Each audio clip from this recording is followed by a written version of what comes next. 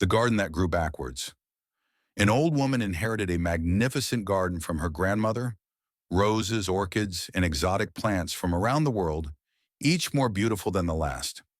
But the garden demanded everything: constant watering, pruning, fertilizing, pest control.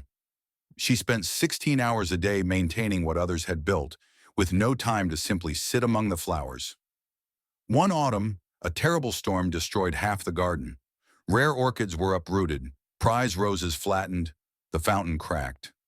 She stood surveying the devastation and felt relief. Instead of replanting the exotic species, she let weeds grow in the empty spaces. Dandelions pushed through cracks in the pathways. Wild grass sprouted where roses once grew. Neighbors complained that she was ruining the neighborhood's most famous garden, but she noticed birds returning, species she hadn't seen in years, nesting in the untamed corners. Children from the neighborhood began sneaking in, no longer afraid of damaging precious flowers. They built fairy houses from fallen twigs and chased butterflies through the tall grass.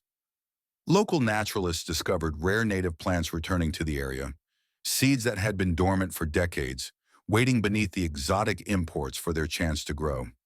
The garden became a classroom. University students studied the succession of plants, artists painted the changing seasons, and meditation groups gathered in the peaceful wild spaces. Years later, garden magazines wanted to feature her rewilding project. She declined the interviews, preferring to spend her mornings drinking tea while watching the sunrise paint her perfectly imperfect paradise. Sometimes she thought about her grandmother's original vision, all that careful planning and exotic beauty. Both gardens had been perfect, she realized, but only one had room for surprise. What we inherit isn't always what we're meant to keep. Sometimes the greatest gift we can give to beauty is the freedom to become something we never imagined: wild, imperfect, and gloriously alive.